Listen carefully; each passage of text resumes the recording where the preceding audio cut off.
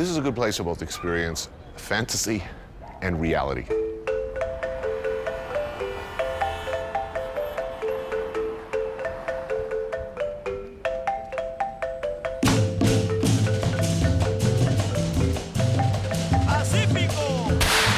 Beer, explosives, and food? Can't beat that.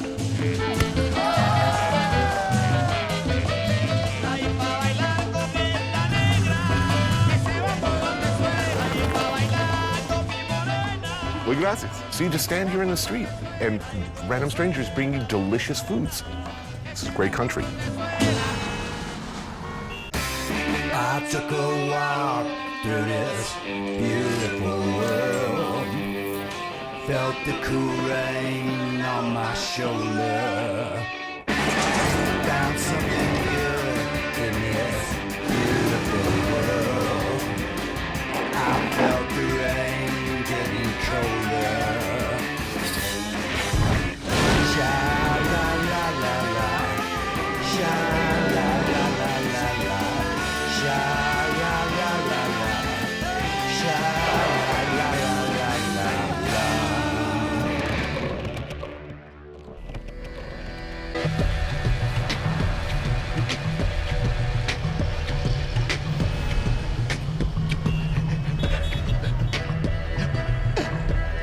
Colombia.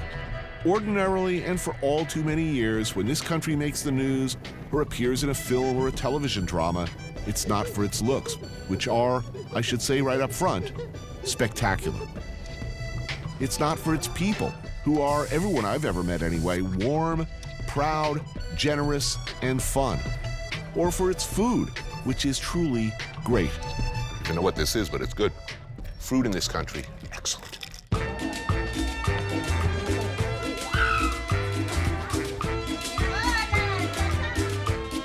I'm no stranger to this place. Generally speaking, it's a particularly vibrant mix of Spanish, European, Afro-Caribbean, and indigenous people. These are deep waters, my friends, that no news story or episode of Miami Vice has ever come close to navigating. It is and always has been a fiercely, fiercely proud country, and its people yearn to see international coverage of something other than cocaine and violence. But that isn't a legacy that's easy to ignore. Its decades of civil unrest have left vast swaths of Colombia relatively unknown, even to its own citizens. To reach a place previously considered a no-go area, I'll fly out of an airport in Villavicencio, 45 miles southeast of the capital city of Bogota. On first inspection, this is an airplane boneyard, where unwanted props from romancing the stone corrode artfully. But in reality, this sleepy hangar is an important gateway to the more impenetrable parts of the country.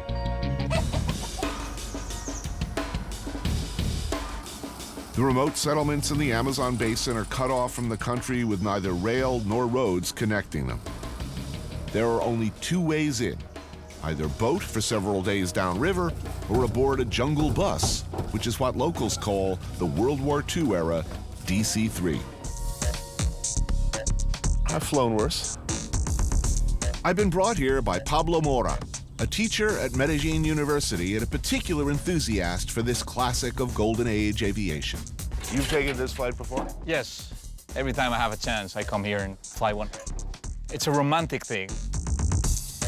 He sees the work that these hulking great airships and their pilots do as daredevil humanitarian missions for the more remote Colombians. They have an in-flight movie. No, no, no. Nor first class either. What? No, no.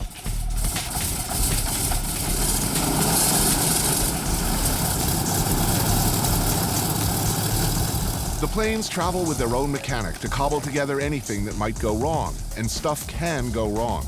The risk is that we'll be able to land but not take off again. So this guy is our return ticket out of the jungle.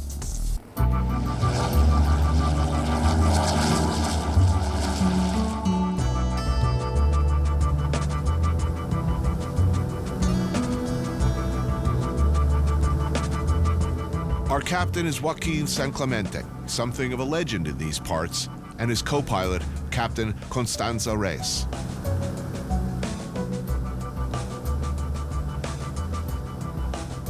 It's mystical, you know, and they develop this sensibility with the plane.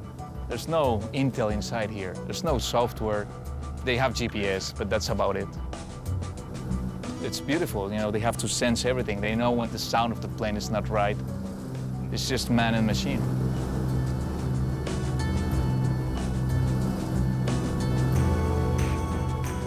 The weather is the big unknown around here. It's changeable enough to ground planes in remote places if they hang around for too long.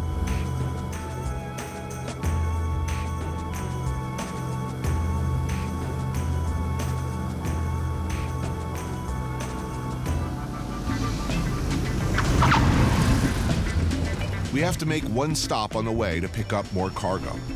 Vital cargo, by the way.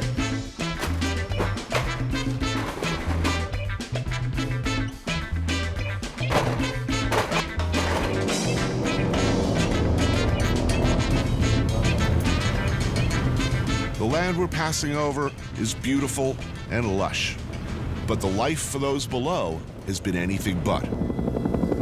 Colombia seems to be trapped in a vicious FARC has circle. used the territory as a haven for kidnapping and drug. Until recently, most of the news coming out of this part of Colombia was not good. It was a front line in the war on drugs, for lack of a better term, and Colombia's long struggle with the FARC, a Marxist guerrilla force financed by drug trafficking, kidnapping, and covert assistance from Venezuela. 50 years of very dirty war. The stakes not about drugs per se, but about the ability of ordinary Colombians to live without fear.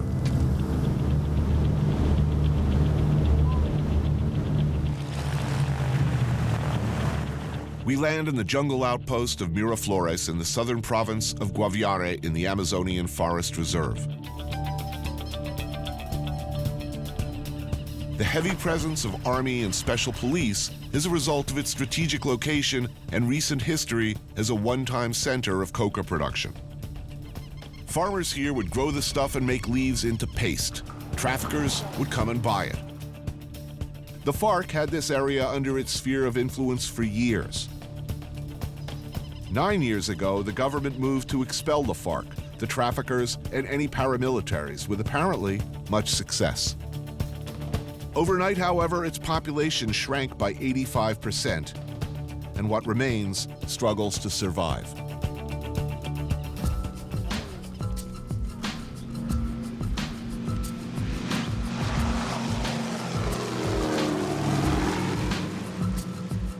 So people here, you're telling me either were born here, or Most of the people came from elsewhere. At the beginning, in the 1950s and 60s, they were escaping from the violence, from the political violence between the two parties in Colombia.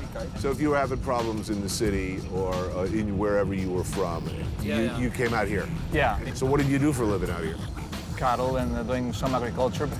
And after that, the drug trade began and everything with the coca plantations. And This climate's good for it? yeah, it's very good. And since 1999, there was no police or army force here, so it was just occupied by the FARC. And then by the paramilitaries who tried to... Yeah. So that's when the real violence began. So really the problems in this country pre-existed the drug trade. What we say here is that the drug trade just made everything work. There's no judge here, there's few institutions here. Right. Basically, you know that the state is here just because the army is here. So I think here we're gonna make the major. Oh yeah. Anthony, this is the major. Julio Cesar Gonzalez is the current mayor of Miraflores, which has seen much better and much worse days. So how many people live in this town? Around 1,500, 2,000 in the municipality. The FARC were in Miraflores for 20 years, and they were the central authority here. If you're running a subsistence farm growing plantains and not much else, you're not eating particularly well, you're not particularly happy with the government, somebody comes along and offers you a nice machine gun and a cool scarf, Yeah, especially if you're 15, 16 years Yeah. old, that's a pretty attractive offer. of course, it is. Even if they say you'll probably be dead by the time you're 25. It is. Come on. It is, and they offer you a salary. So what is the future of this town?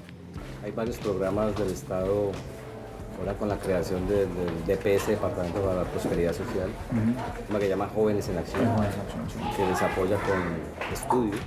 They're providing free education, and but there's a lot of potential in biodiversity and ecotourism as well. What a lot of people say is, without the customer, there's no cocaine trade and there's no violence, right? So if the United States and Europe start buying cocaine, That's so impossible that I can't think about it, about the situation where the demand is not going to be there. but the demand in the States is down 40%. As long as there is a market, there will be people ready to do it. The United States spends how many billions of dollars a year paying for guns and uniforms, training, etc. Where should they be spending it? I would say that the help is very important, but more important is to end the war on drugs. It's just, it doesn't work. Here's my problem. If crack didn't exist, I would absolutely agree with you.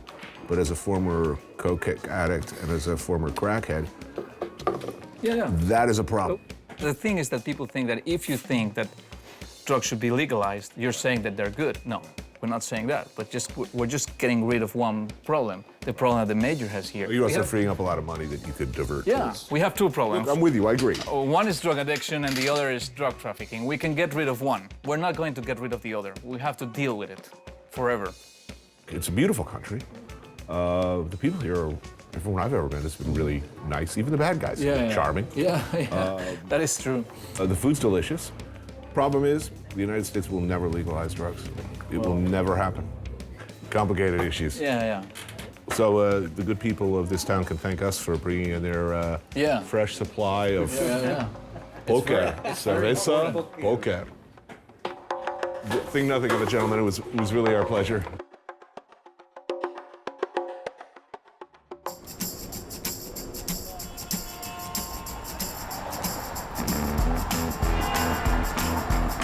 Bogota, the country's capital, and an almost 2-mile-high city with new, lofty food ambitions, where previously a restaurant scene didn't really exist.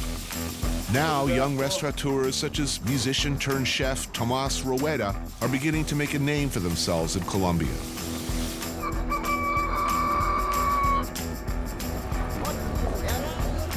Stop, please. This is Palo Quemado. This is one of the biggest markets in Bogota. I love this place. It's very beautiful, the colors. My mom come here to buy flowers, my grandma also. Did I mention that this city is over 8,000 feet up? Hence the altitude sickness I'm feeling. Not good. Tomás comes here a few times a week for an early breakfast, which I'm hoping will make me feel better. Palo Quemado Market has been running in one form or another since the 1940s. This place is huge. Want some juice? Yeah, what do you have? I love it, orange juice with carrot.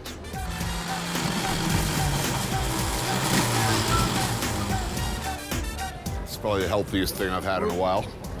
Good for the high altitude. No? You feel better? I'm feeling better every hour. Yeah? First hour is killing me. But you have a better face. I didn't think I was going to make it out of the airport. Most of the mornings, early in the morning, 5 or 6 in the morning, I climb the mountain. Why? Fresh air. Okay. You have to come with me. Hell no. Ain't happening.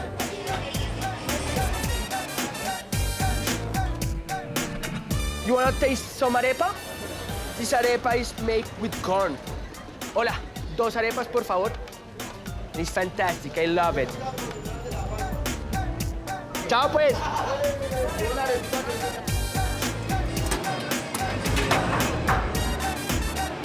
Tucked away in the back corner of the fish market is a place that serves breakfast to the market's workers and shoppers. We're talking beef short ribs simmered in an oily broth with potatoes, salt, and scallions. Tomás swears by this stuff, a traditional breakfast soup from the Andean region. There we go. Te tengo. It's okay. Gracias. You like chile? I do. Gracias. Sí, el ajicito nada más.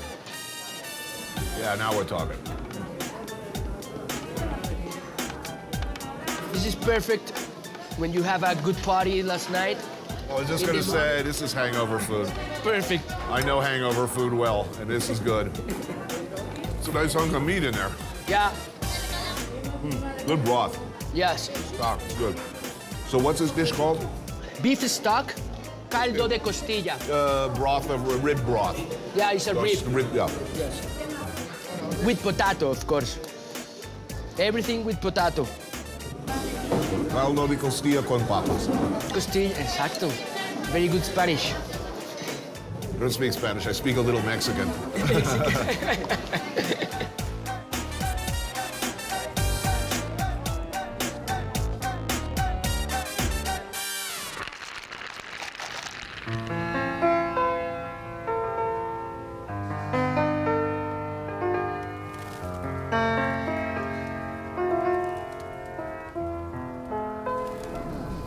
Bogota.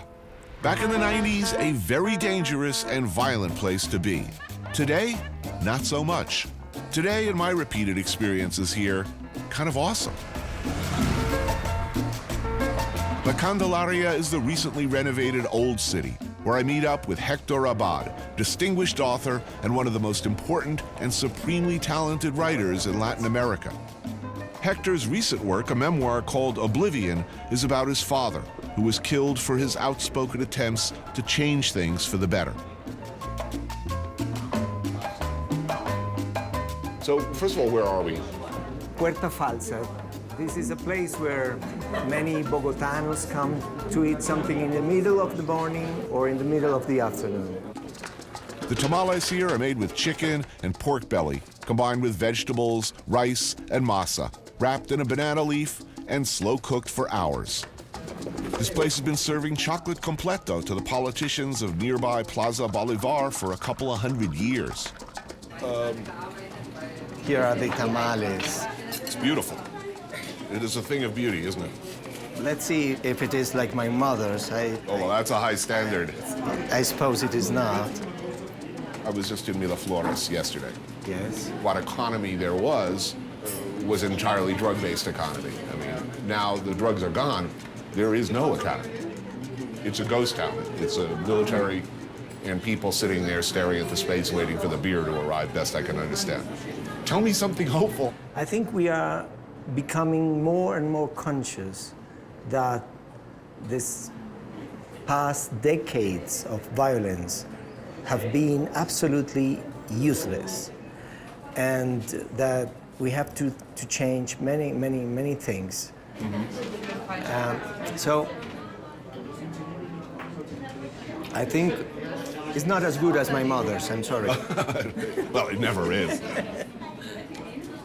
If you remove cocaine from the equation, if you remove the drug trade as a financial engine, you would still have serious divisions over ideology here. Is that improving? Things are changing in a good direction, but very slowly, I think. You know, 10 years ago in Medellin, they killed 7,500 people every year. And 3 years ago, this number came to 700 people killed in Medellin in the year. So the situation changed. Right. I have only questions. I have no answers. I'm so sorry. If I were the president, I don't know what to do. You wouldn't know what to do? No, I wouldn't. To suggest that a nation should expand its social services, do its best to lift people out of poverty, to provide medical care for everyone. As you well know, that made you, in the minds of many, as the same as the communists. Are those as dangerous and potentially deadly ideas as they used to be? Well, 25 years ago, my father was killed just because he was asking for these basic things like clean water, a glass of milk, and an arepa for every child. We still don't have that, and we need that. Now, we in Colombia, maybe we are trying. I think there are some people here, even in the government, who are working for that.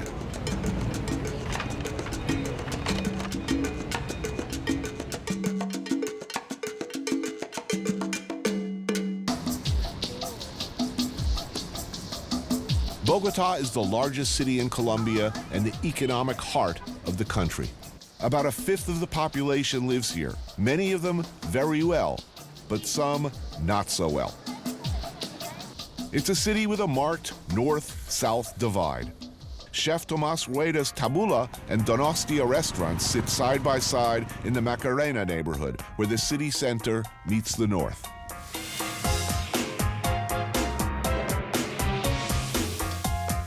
The lunch Tomás is serving us here at Tabula is defined more by high-quality fundamentals than by high-concept theories. If there's a theme here, it's that ingredients this good, meticulously prepared, are the essence of great eating.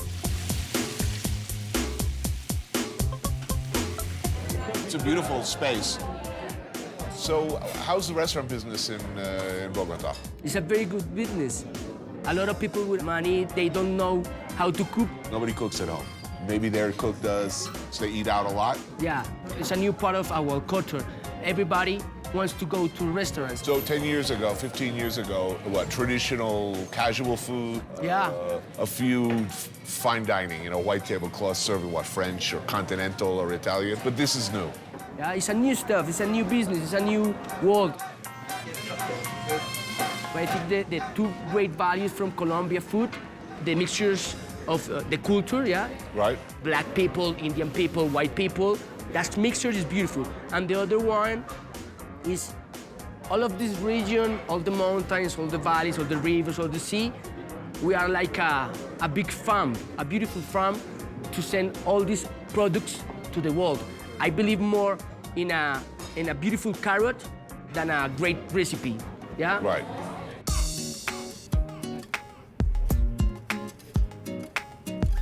This one is a crab salad. Right. And this one is a homemade pasta. Thin sheets of handmade pasta are filled with labneh cheese and finished with a chorizo sauce. So you used to be in a band. You used to be a musician. Yeah, right? I'm still. Still. So what happened, man? How did you go from music to restaurants? Rock and roll don't give me money. Good. It's good, yeah, it's really good. Well, it's great that business is good because generally speaking, the only worse idea that I think I'll try to make a living making music is I think I'll make a living like opening a restaurant. I see why that's so popular. Good stuff. Thank you, Tony. Tomás's take on osobuco uses beef shank instead of veal, which is braised overnight with vegetables, wine, and broth in a wood-fired oven. Oh, whoa, it's huge. Yes. Oh, yeah. You don't need the knife, only with the spoon. You're right. Told you.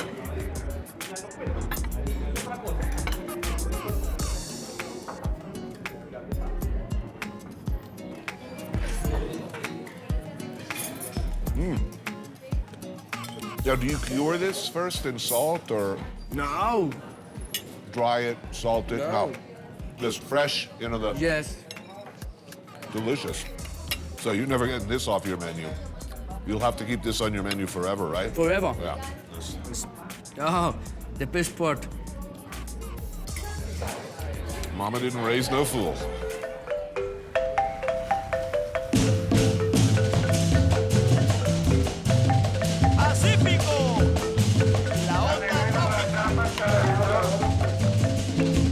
Santiago de Cali, or just Cali as everybody calls it in these parts, is a city in the southwest of Colombia known for its proximity to the Pacific coast and its semi-tropical temperatures. But I'm not really here for the climate. I'm here for tejo.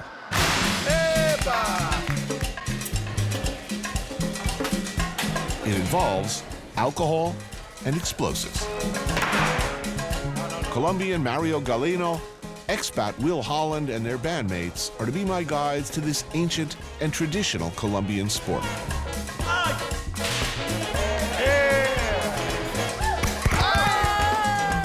Thanks, man. do you play this game?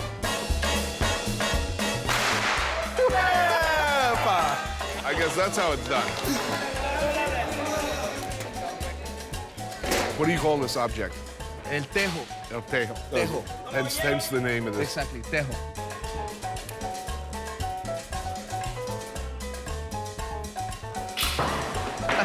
I should be good at this. I've been throwing pots into the dish sink from across the room for years.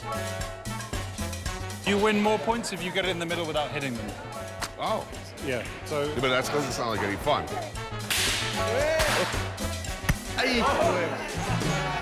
Everyone has a different style, it seems. So you got to do like one step and then another and swing. I didn't think that style's gonna work for me. After some early success, it turns out we all pretty much suck at this. Not enough beer, that's my problem. Time to bring in some outside muscle. We're going to mix in now the experts. Ahí nos vamos turnando entre todos. Who am I with? I'm over here with these guys. Whoa!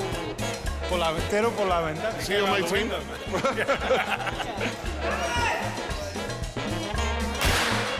Holy crap, 2 in a row? This is dismaying. Oh, no, wait, one of those guys had to be on my team, right? So the guy in the white stripy shirt, his name is El Pollo Viejo, which is The old chicken. the old chicken. Yeah.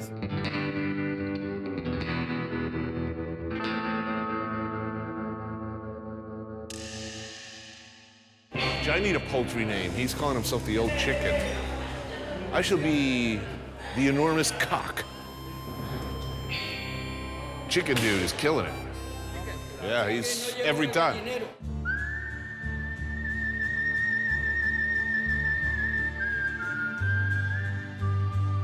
Must be the chicken.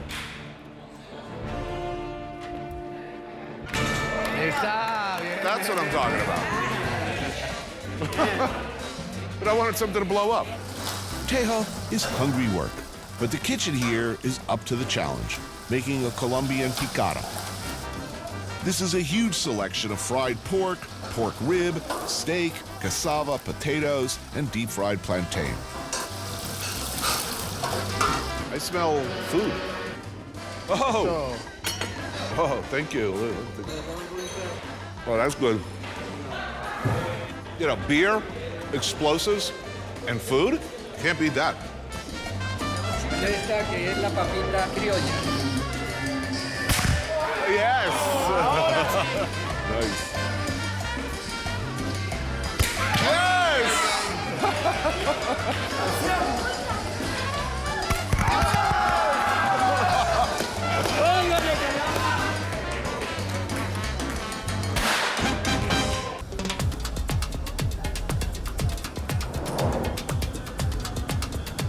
If Bogota is Colombia's financial heart, then Cali is its shaking hips.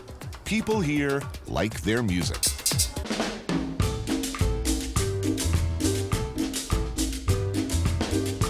My Tejo buddies, Mario and Will, are the founders of a collective called Onda Tropica. Their idea was to reinterpret the tropical music heritage of Colombia. What often sounds like salsa in style is actually cumbia.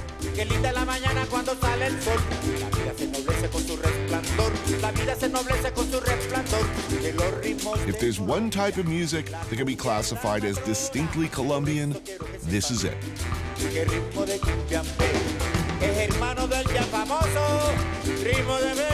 Cumbia draws on the music of the African, indigenous, and European mix that makes up the country. So Will and Mario created something a long way from the pop music that's a staple here. They brought together musicians who'd been famous on the cumbia scene in the 50s and 60s and matched them up with younger counterparts. As if the impressive amount of fried meat we ate at the Tejo courts wasn't enough, we go for dinner at one of the band's favorite spots. The recording that we made, which we did for 3 weeks in Medellin, had 42 musicians, so it was a big sort of ensemble. And there were musicians from, I think the youngest was 25, maybe, and the oldest was 82. So old school and new school mixed. Is that an Yeah, oversimplification? that was the idea, like, so we can meet, not only doing music, but like also exchanging lots of like information about how music was made, how music was recorded, Right. what was the spirit of the music. So that's the idea. It's to get back to the roots. First up, the Cali version of ceviche. Cooked shrimp slathered in mayonnaise, ketchup, and Worcestershire sauce. Essentially a 70s shrimp cocktail. Where? Native to the mangroves of the Pacific coast, the piangua mollusk is a staple used in everything from tamales to stews. So it's rice and like a concha, some kind of the mollusk. it's not a clam. It's like a rock mollusk, pretty much. It's delicious. Wow. So this is like pilau, specifically from the Pacific. This is pargo rojo, like red snapper. Uh-huh. Steamed shrimp Oh, very cool. and some nice green tomatoes. You always find them, patacones everywhere. Patacones is Plantain, like a big Plátano. plantain. With all of this food, you have to accompany it with some beach. yeah, I'm learning that It's the best way to just handle this. from cane sugar. Yeah, cane sugar, like homemade. Like a rural firewater. So I'm just gonna take one right now. Like a salsa, but So, what are your favorite places in Colombia? Colombia is like 5 countries in one. When you come to Colombia, you definitely have to go to some Pacifico experience. It either would be in Cali or go straight to the coast. You have to have like an Atlantic or Caribbean experience, Rio Hacha. You definitely have to have like a mountain experience, which would be like Medellin or Bogota. Right? Another would be like just go to the Amazon, you know, like just go to the jungle and just check out what's going on there. So I'm planning a vacation. Yeah, Should I come to Colombia? Should I come to Cali? most definitely, man. Like you will find great music, great partying, great food, beautiful views, beautiful nature around. Yeah. Look, the country's beautiful. We know this, Yeah. okay? But most Americans, they're afraid to come. Is Colombia any more dangerous for a tourist than Rio or Puerto Rico or South Central.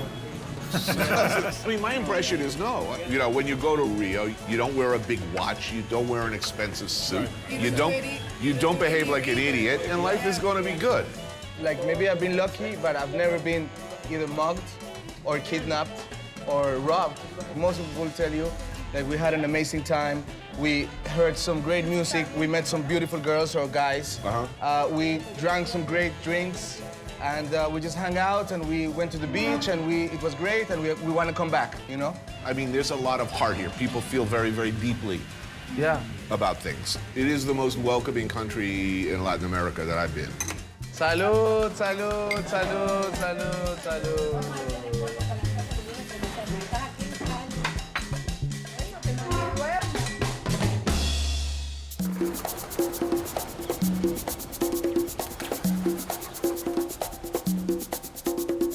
I leave the subtropics for more extreme climes. Rio Hacha is a city 600 miles northeast of Cali on Colombia's Caribbean Sea. The Guajira is the most northern part of South America and borders Venezuela in the east. It's home to the native semi-nomadic people of Colombia called the Wayuu. The Wayuu are a tough, autonomous tribe who've never taken sides with either the government, the FARC, or the paramilitaries. As a result, they remain independent politically and live pretty much by their own code. I'm meeting Juan Pablo Mayorga, a chef from Bogota who comes to this spot on a regular basis. This is not another country. This is Colombia, but it's a very different part of Colombia. The Guajira is a very rugged terrain, but it's desert. There's not that much water. So that's part of why the Spaniards, they weren't able to colonize them. You've been coming here for some time. I became very interested in Guajira because I began dealing with fresh fish and fresh lobster, fresh shrimp, and for goat meat to take back to Bogota. Is it good? It's very good. Goats are important to the Wayuu as they're used for food, for bartering, and even as dowry payments. Rancho owners come to the old market in Riohacha to sell, slaughter, and cook goat in the mornings.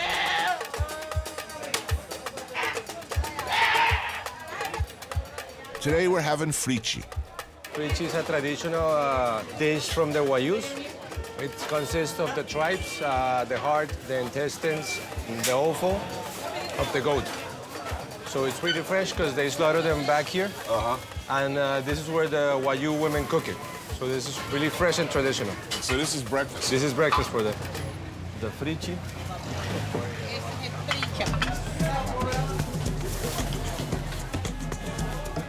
And there's a little bit of everything in there. Yeah. We have heart, we have a little bit of meat, of ribs.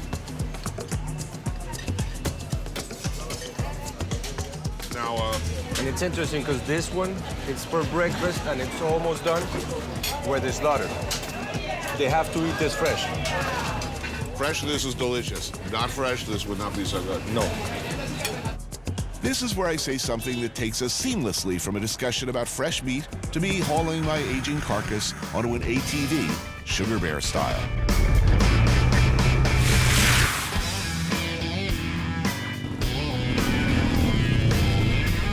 Tribal members of the Wayuu have dual citizenship and could cross the border into Venezuela to live or trade there whenever they need to. Luckily for us, it means that cheap gas is easy to come by in these parts. There are no stations as such, you just keep an eye out for the cans. Most of this gasoline is from Venezuela. It's extremely cheap. I think it's like 50 cents a gallon. The government subsidizes a lot of it. They're able to buy Venezuelan gasoline and sell legally Venezuelan gasoline in Colombia. Having taken on as much gas as can be mouth-siphoned in one sitting, we're off again.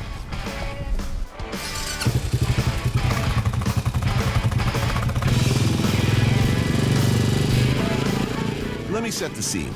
It's hot out here, desert hot, and we plan to ride 3 hours along the coast to our lunch spot. And I ate salty goat innards for breakfast, and I refused to wear a helmet or sunblock. We avoid wild donkeys and goats and get lost more than a few times.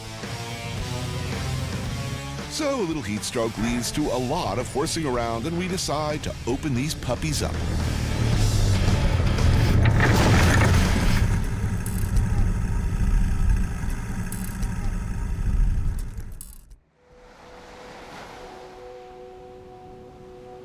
Well, a momentary concussion is seldom a good thing. Waking up in Colombia on a beach almost always is. Having abandoned the epic ride, we're back where we started at Mayapo, in the Guajira, at the Blue Sea restaurant. How come you're all clean? I changed. You brought a change of clothes? Yes. I'm hurting up. I'm feeling it every minute, every hour, every month and year of my age. So you ready for some cazuela? Yes. And I trust it will make me feel all much better. It's a good end to a fun day. Oh man, you can't ask for better scenery. It's beautiful here. A beer? I need the anesthetic qualities of the local firewater. That's probably a really good idea. That's gonna be a good start for the night.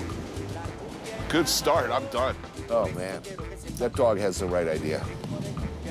See, I would be very happy if that was me right now. You know, just like laying down in the sand with my chin out like that. Man, it's so beautiful here. Who comes here? It's basically tourists from Colombia and a lot of backpackers that are making their way up to the northern Guajira. Right. But I mean, we saw one tourist all day. And it's nice, you can really just get completely off the grid. You know? This used to be a fisherman village. There are definitely worse places to eat seafood than beachside in a fishing village. And the strength of this stew, Cazuela de Mariscos, lies in the variety of fish available. It's basically like a fish chowder. Right. Made with shrimp, clams, right. Chipi chipi, which is a small kind of clam, lobster, fish, yeah, conch. Oh, I need it bad. Very clear sky for the Caribbean. Oh, yeah. Oh, man. It's always accompanied by lemon, coconut rice, and plantain. some hot sauce in there.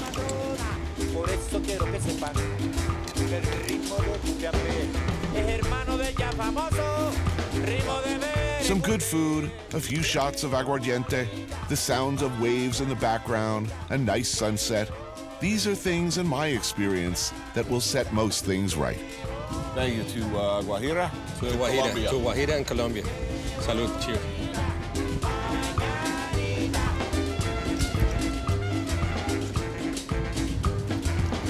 We had good fun. We had good fun. Cheers.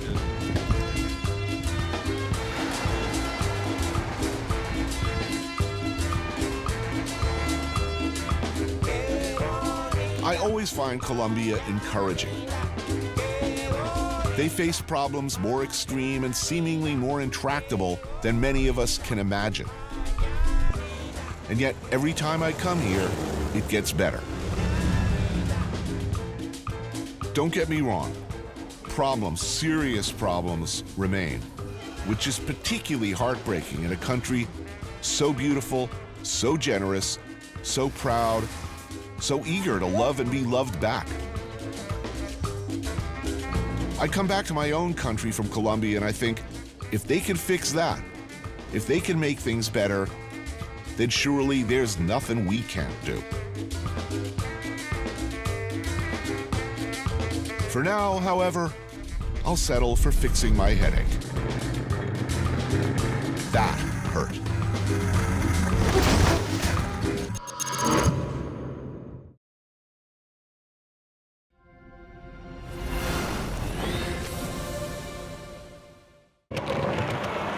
For most of my life, Libya was a word with bad associations. Libya meant Gaddafi. Libya meant terrorism. Pan Am Flight 103 went down in a blazing fireball. Libya meant a bad place where a comical, megalomaniacal dictator was the absolute power. Nobody in Libya, however, was laughing. Reports of explosions. Clashes between rioters and security forces. In 2011, what was previously unthinkable happened. The Libyan people rose up and fought for their freedom. Heavy battles raging around the Libyan capital. They fought like hell. The rebels are about to force Gaddafi's complete departure. And they recorded the whole thing on their cell phones. I took a walk through this beautiful world. Felt the cool rain on my shoulder. Found something good in this beautiful world. I felt the rain getting colder. Sha la la la la, sha la la la la la, sha la la la la, sha la la la la la.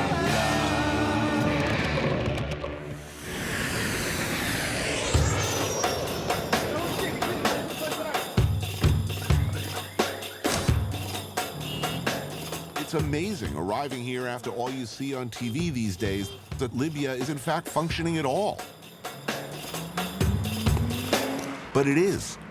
The fountains across from the Corniche are operating. Traffic works, kind of. At the Radisson, club sandwiches arrive on time in the lobby. The occasional flash of camo and a security scanner are really the only discordant notes. Todd, you don't want to take the video. Oh, they don't? Okay. Inside the old part of the city, men slaughter a camel while a girl records it with her iPad. No? Look at him. Okay. You say no. Kids are setting off fireworks in the Medina. Incoming. Tomorrow is the Prophet Muhammad's birthday, and people who have not known freedom for nearly 50 years are ready to celebrate.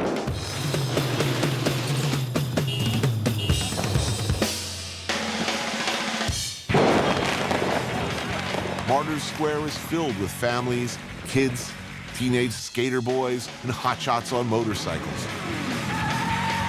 It's wild. and almost giddily happy.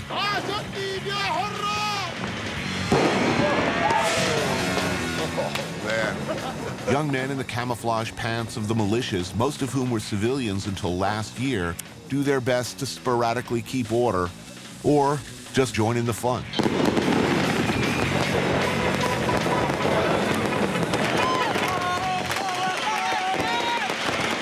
Every kid above the age of 5 seems to have been issued a lighter and a fistful of fireworks. Ambulances idle on the margins of the square to treat fireworks-related injuries, of which there will be many. No, no, no.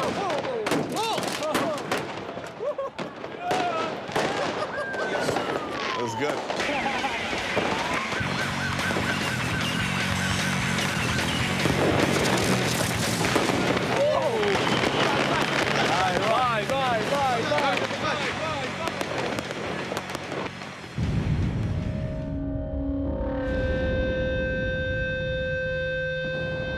This is Tripoli, after 42 years of nightmare. How to build a whole society overnight and make it work in one of the most contentious and difficult areas of the world is what people are trying to figure out.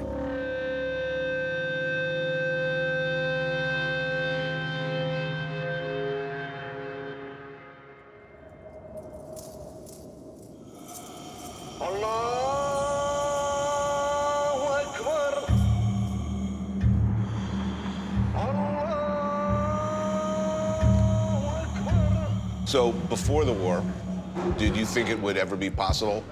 Did you dream someday this will change? No. In Gaddafi's time, you cannot say a word. You get killed. That's it. It was impossible. But then I joined the group, you know? Right. The revolutionary.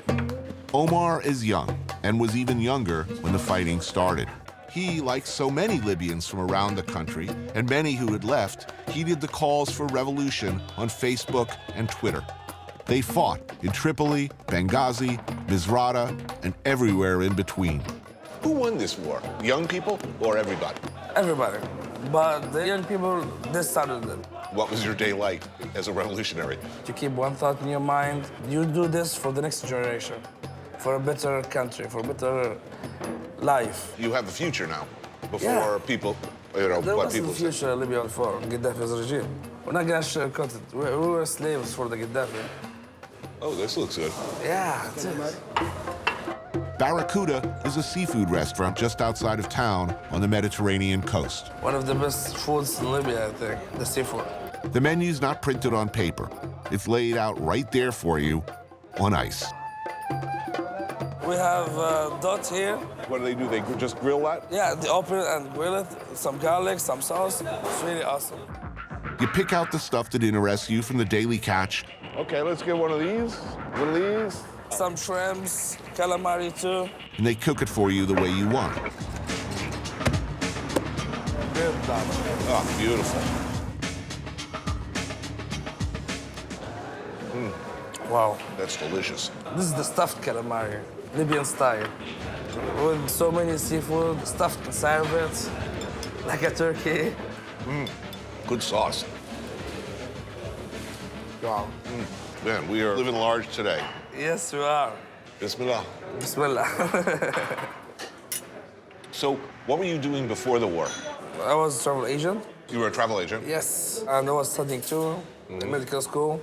Many of the people who started the revolution, who fought in the streets with makeshift weapons, were, like Omar, medical students, garage mechanics, or simply teenagers. They transformed themselves in a matter of months from kids playing PlayStation to hardened fighters and field medics. Nobody believed that he can be removed, really. Extraordinary. Yeah. How quickly after the uprising started did you begin to think that, wow, this is possible? That we might actually win? The first day when the uprising. First day? Yeah. The day before, you're thinking, impossible. We'll be stuck with this son of a bitch Whatsoever. forever. And then a few hours later, it's like, wow, this might work. Seeing groups with you going toward the Mortar Square, demanding their rights. At that moment, you feel that you can do anything. That this is gonna happen. If it didn't, well, I've died trying doing it. At least we've died like men doing it.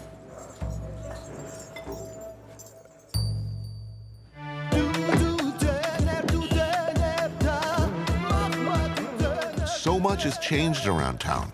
So much is changing. New music, graffiti, these things, they mean something.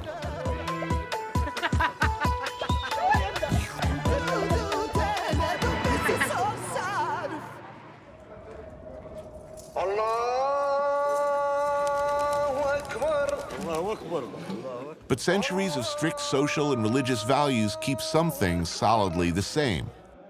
Alcohol, for instance, is strictly forbidden. Men and women follow hierarchical roles as before. Since the revolution, there's a tug-of-war over what is acceptable.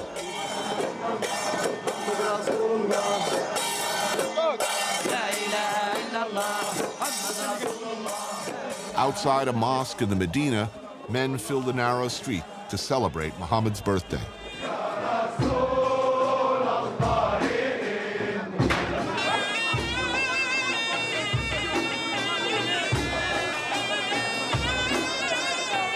Snacks are passed around. Women watch and record from the rooftops.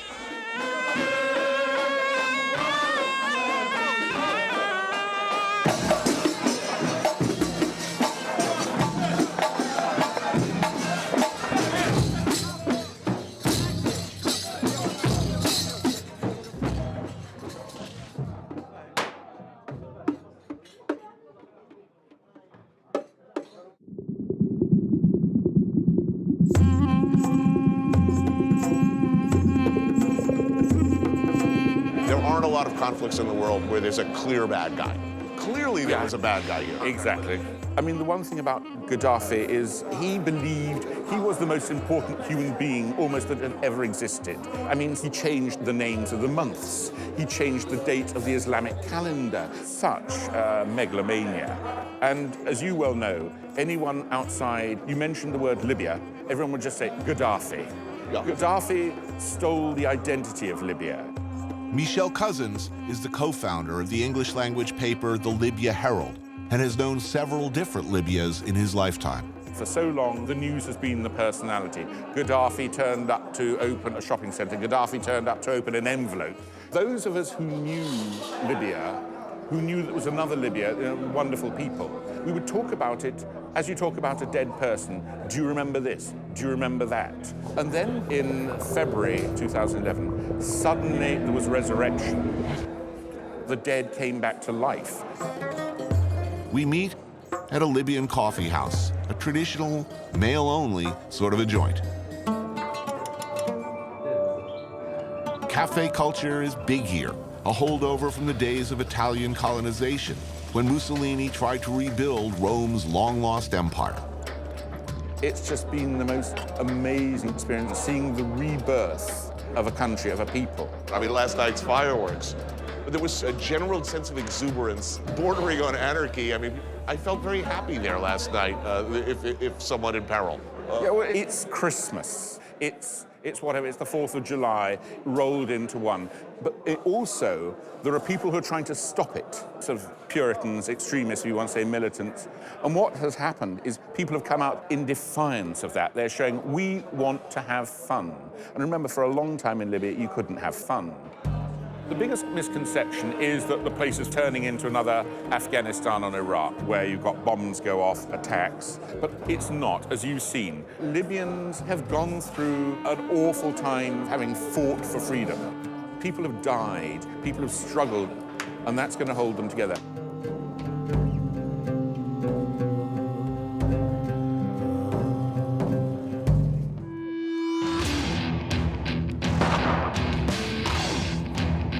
Kids are selling fireworks across from the Marcus Aurelius Arch. One is constantly reminded that Libya was once a vital part of the ancient Roman Empire.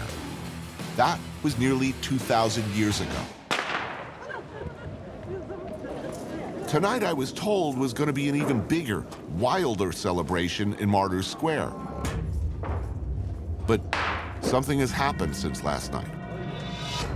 The British Foreign Office has just told all UK citizens to leave Benghazi, Libya's second largest city, due to an unspecified threat.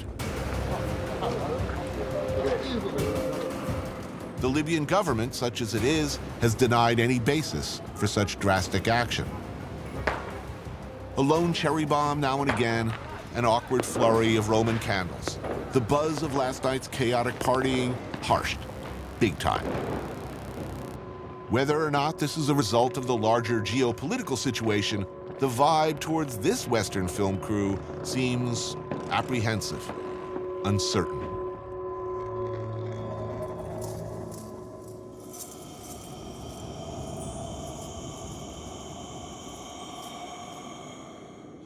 The following day feels better. Somewhat. Fresh produce is for sale on Tripoli streets. If you're a small restaurant or shopping for a big family, you bring cash, a wheelbarrow, and load up with what you need. But revolution has brought changed tastes. Libyans, especially young Libyans, hunger for more than just freedom.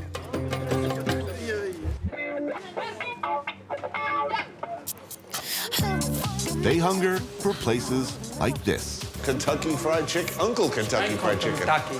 Okay. The Colonel and his buddies, the King and the Clown, have not quite made it here, given the uncertainty of the situation. So in the meantime, places like this have been popping up. Uncle Kentucky, awesome.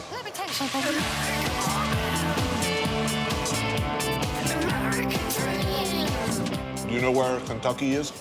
The Kentucky is from USA. The part, yeah. Yeah. This place is new? Yeah, he's new. Before the Gaddafi, he don't... Impossible. Yeah. Now, it's normally. Oh, that's nice. How you found it? Spicy delicious. Bismillah. Bismillah. Johar, like many Libyans his age, fought to overthrow Gaddafi. He was there, gun in hand, when they stormed Gaddafi's palace compound. Happy? Excited? And It's they're a good fighting. day? Yeah. It's giving to me nice feeling. Nice feeling, the Gaddafi. He's killed my cousin. How you should be feeling? Exactly, I'm feeling good. Because I wanted to kill them. I don't want to say anyone die more. He's killed for nothing. The first time I think the kill people is bad, but he's leave me do that. Because if I don't kill him, he's kill me. Right. It's nice to see freedom. It's nice to see the bad guy gone. It's nice. I feel welcome here. Finally, we say no for him. And he's now died. That's what we wanted. To Johar, a few pieces of greasy fried chicken eaten in a brightly colored fast food setting means something more than a calorie bomb. That's why fighting. That's why I give it a lot of blood from my country, because I wanted feeling that, the taste of freedom. The taste of freedom. It's nice taste.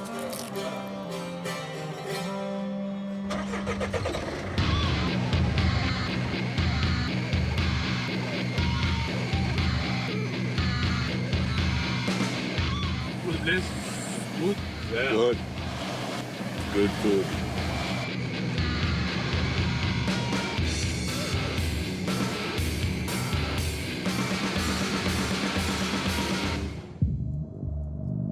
Outside Tripoli's center, there's this. One-time axis of all power and untold evil. A huge complex of sinister offices, barracks, residences, on top of a rabbit warren of secret tunnels and underground facilities.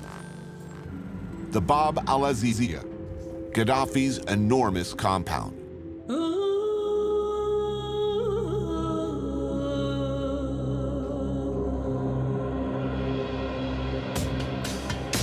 Most everything belonging to or associated with Gaddafi was destroyed.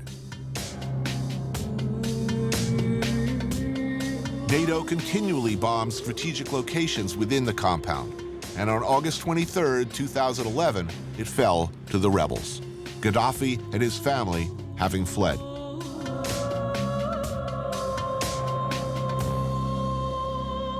This is what's left of Gaddafi's palace.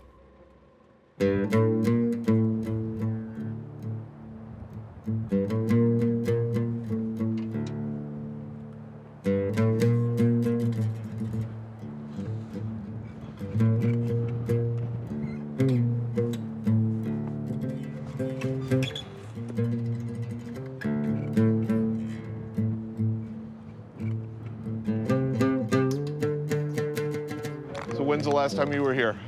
Last time the revolution is finished. The machine is going first fighting. After that, the people who have the guns. After that, coming a lot of people, normal people, listening about something expensive here, like the salt and like the gold. And stop now. What? They want us to stop filming right now. Okay. While talking, we didn't notice several pickup trucks of local militia had closed in on us. No, stop. I've stopped. Okay, you stop. Just relax. No, relax. What's happening? This is their turf or their area of operation or somehow under their control. Whatever the case, they're the group in charge today. An argument ensues between our guys and their guys, all of whom fought against the same forces on this ground a year ago. I'm ask you guys to step that side. You have to delete what you've got. Let's leave. Okay, let's go. Let's go. Go.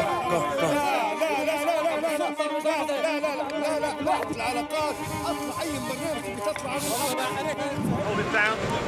Hold it down.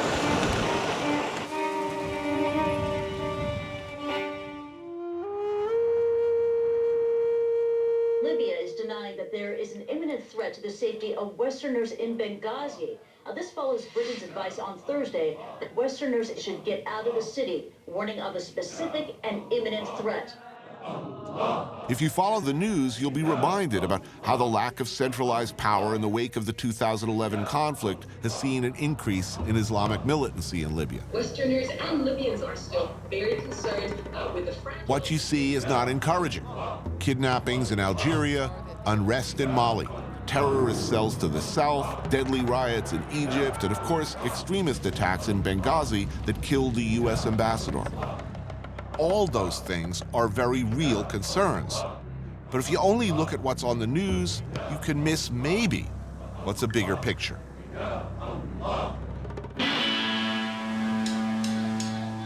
Another morning in Tripoli, and life goes on. Vendors are out, people go about their daily routines.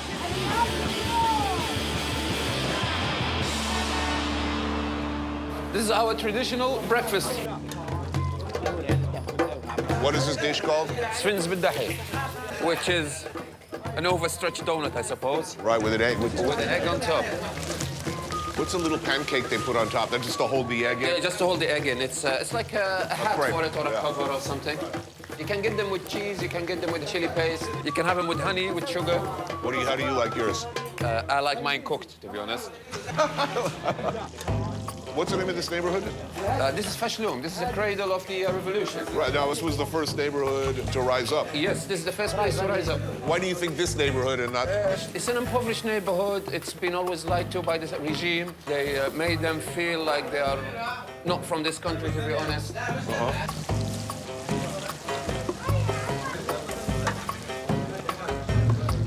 We start with Bismillah. Bismillah. And we go for it. Oh, yeah, dip it right in the egg. And dip it in the egg. Delicious. So where were you when it all started? I was in London. Well, actually in Manchester at the time. What? And by the 27th, I was in Libya. We went out to see his house yesterday, in the compound. So I was one of the guys who entered from the southern gates, northern gates. Akram is in the security business, a thriving industry here, as you could probably imagine. A lot of things happen in a lot of different parts of the country, sort of simultaneously. Kind of amazing that all of these people came together very fast. How did it happen? Yeah. Easy. Twitter. Twitter. Yeah. It was really like that. Yes. We sent so much information to NATO via Twitter. We get a phone call from Tripoli or Benghazi or wherever. We get the coordinates via Google Earth. Right. We verify that there is a location there that needs to be hit. Send it to NATO at NATO, and then it's gone. Really? Yeah. How does that feel, knowing you can call in a Tomahawk missile over there? It's out of the movies. Did anyone think it was possible that in their lifetime they were going to see the end of this son of a bitch? Most people are telling me they never dreamed. I don't know if you can call them dreams, hopes, wishes. It was just something in the sky, something I look at every night. Right. But when I hit that point and got into Misrata and stood on Gaddafi's body, any dream will come true. What's the situation now? It's fluid. It can swing any direction. Well, look, what happened in Benghazi a few months ago, I mean, what does this mean to the country? I think there is a dark, mysterious hand who doesn't like this country to prosper. They see system and organization as a big enemy to them. These dark hands are slowly getting diminished. It's a matter of time before we can get rid of them. How hard do you think that's going to be? Not hard at all. We got rid of Gaddafi, nothing else is hard. I like your attitude. The fluid situation in Libya has been intensifying since our arrival, and we've had to change our behavior, constantly moving.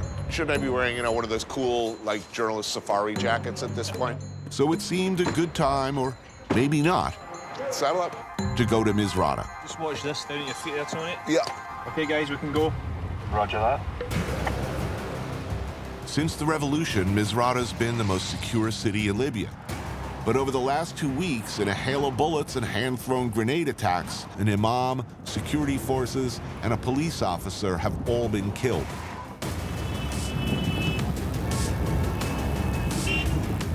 Once we move forward, you can come past me. All along the narrow, congested highway, there are checkpoints manned mostly by local militias. And I want to stress, most of them are friendly enough. We are, however, in a hurry to get to Misrata before dark.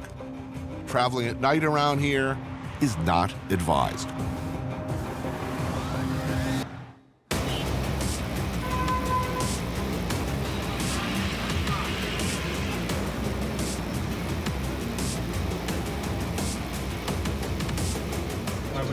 Drop the camera in 3 seconds. Yep.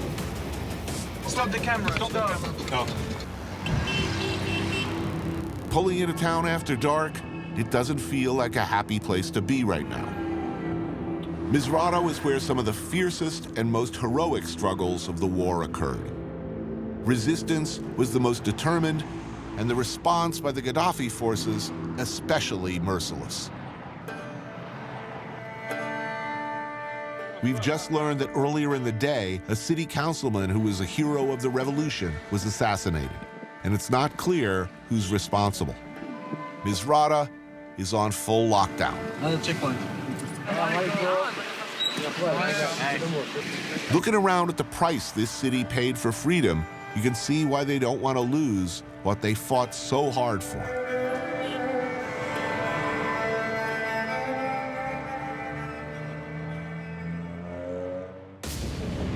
Morning in Misrata. How's the vibe? It's all quite quiet and cool at the moment. Daylight reveals the extent of the fighting that took place here not so long ago.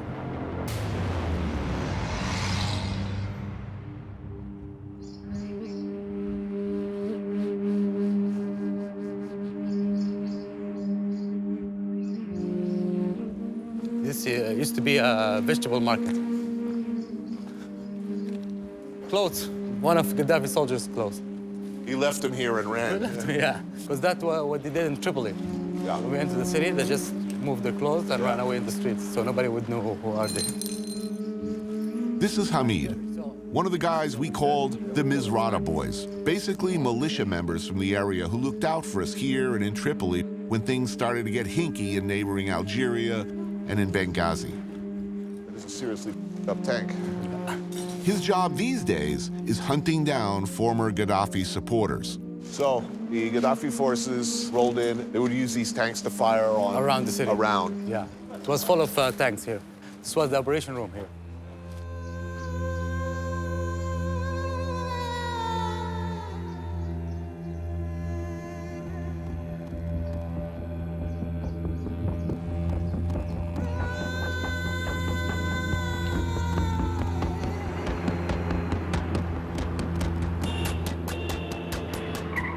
Now, if you had any doubt about the terrible odds these young revolutionaries were facing during the early days of the fighting, especially in the months before NATO came in with air support, check out Misrata's War Museum. What did this fire? It's fire rocket, homemade, and there's a rocket here, we put it here, and fire with the battery. Yeah. You had to have some serious courage to ride around with this thing. Why? We trust our people. There's a lot of homemade things here. This is homemade too. Fires a big rocket. This is garage, homemade, this one. This was from a helicopter. Yes. We got it and we got it in the cars. You took it off a helicopter and you put it on a car. And you know what this is for? You know Molotov? And we So it's fire it. basically a crossbow that fires Molotov cocktails. Yeah, Molotov and TNT sometimes. You're shooting this at people who have mortars. And tanks. Tanks. Tanks, yeah. You're shooting this at tanks. Yeah, because that's what we got at the time. That's what you had, man. Yeah. It's awesome. The next president of Libya, the one who's going to be in charge, right? This is his chair. He has to think twice before he sits on it. So never screw your people. Yeah, never screw your people. I remember. And here, these are Gaddafi stuff. Now, this was all taken from the compound. Some of them from Sirte. It's mixed. That's his AK, his chair. Preferred hair products? His shaving kit. See, he is wearing a mask. Oh, his beauty mask. Yeah. I could use some of It's that. Gaddafi. He's beautiful, you know.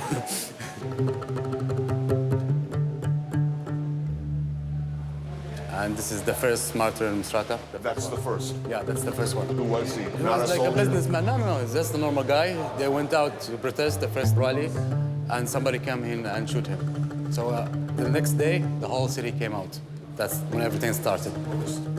These are photos of those killed during the uprising, combatants and bystanders alike. Her name is Muna Jamaa bin Nasser. She was 6 years when she died. Shelled in their homes, tortured to death in prisons, shot by snipers. Look at this kid. He died with the victory sign. They killed him like with a grenade.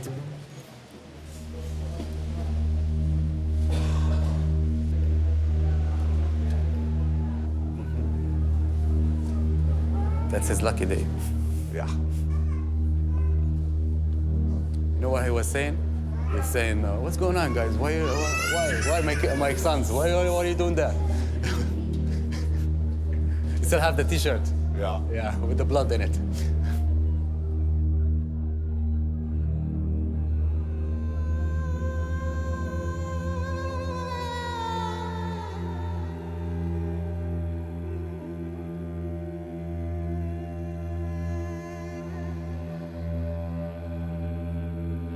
Do you know any of these people? Yeah, I know a couple of them. I knew a couple. This your guy is friends? Egyptian. Not even his fight, but he came. Yeah, but he didn't want to leave. 4 of them, they died in Sirte. And this died in Tripoli. These are brothers and sisters, 1, 2, 3, 4. They died in the same day and the same house. And the mother, when we found her, she was holding the kid. They were both dead, like, and holding each other. It was like a very sad moment.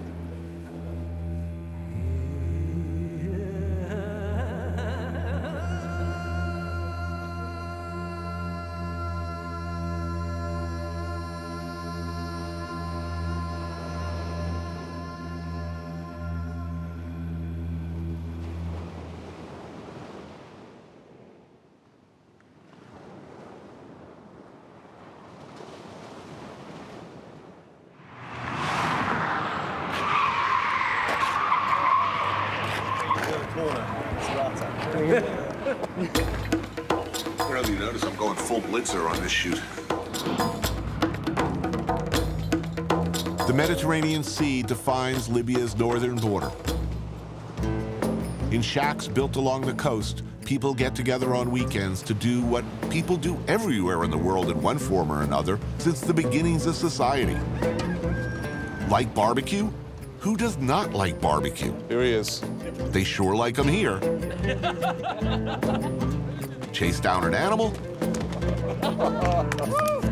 Kill it? Cycle of life. Cut it into pieces and throw it on a flame. So all these people are freedom fighters, ex-freedom fighters. Right. So just now chilling, having fun, making barbecue. To start, they grill the lamb in small pieces with a few veggies. Not a beer, but something like it. Yeah, I've been about a week without alcohol of any kind. And I'm enjoying my new clean living lifestyle. Balls. Balls, yeah. Balls. That's hospitality. I've said it before, I'll say it again. Barbecue may not be the road to world peace, but it's a start. People in Misrata are good. Yeah. Relax. Yeah, laid back. In English, in American, laid back. Laid back. A stew made of kidneys, liver, and heart, served family style. Feel free to eat with hands. Right hand only, please. And a really traditional thing left over from the Italians. Basically, pasta with ragu. What's this dish called? Bakuki. Because when it's the sound, it means it's ready. Oh, yeah? Yeah. It's good. So the Italians left you one good thing. Yeah. A few nice buildings and pasta. And pasta, yeah.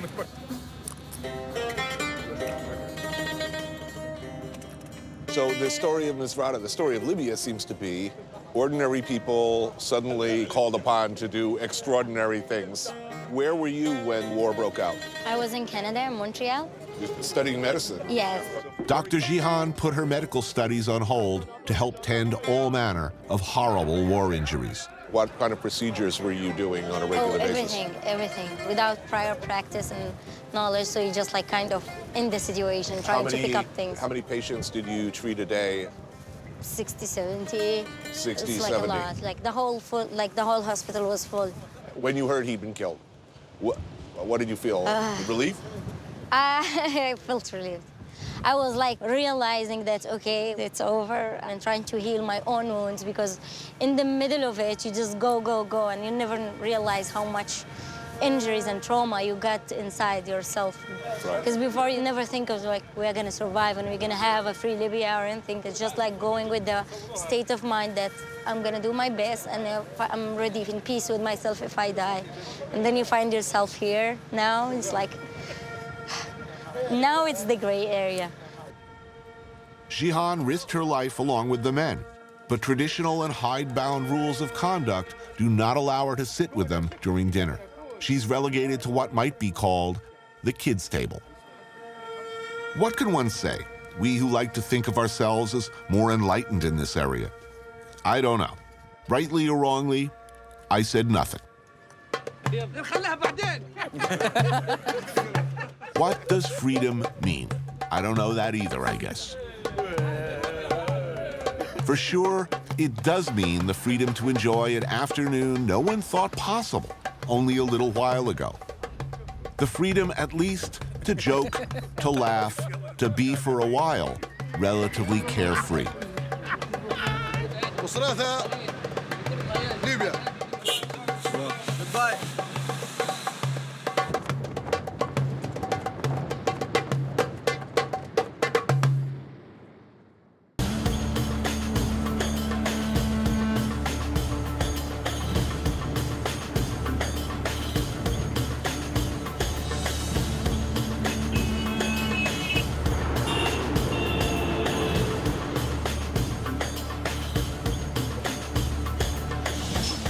The road to Tripoli, a healthy breakfast. Ooh, liver sandwich. When they talk about a high-risk environment, I think they were talking about this. That's good.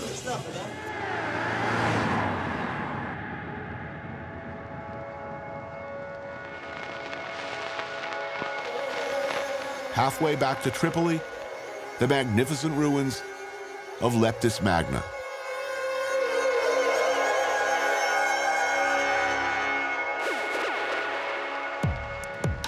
Arguably the most intact remains of a Roman city in the world. It's worth noting that at one time, the emperor of all Rome was himself Libyan. It's pretty amazing. Born right here.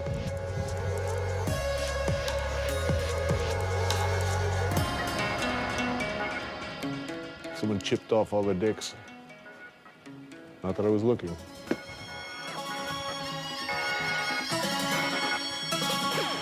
Anywhere else in the world, this place would be overrun with tourists. But look, no one. You're free to wander as you wish. Quite a backdrop, you know? If you're seeing a little dinner theater production of Our Town a couple of thousand years ago. Not bad. The only other visitors today are a troop of Libyan Boy Scouts.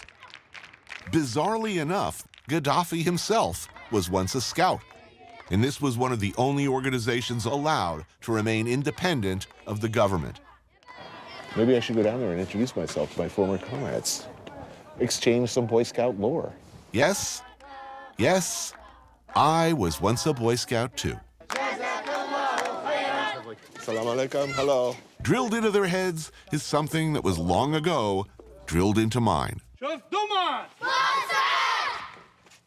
I promise to be trustworthy, loyal, helpful, friendly, courteous, kind, obedient, cheerful, thrifty, brave, clean, and reverent.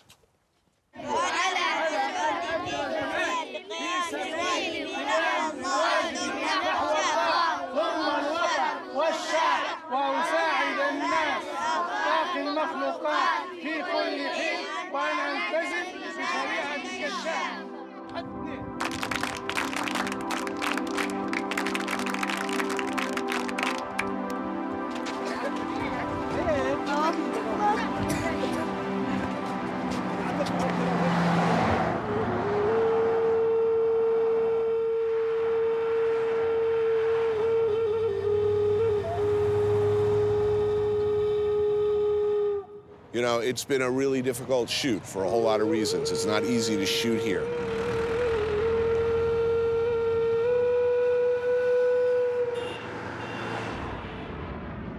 But in spite of all that, for me, this was a happy show.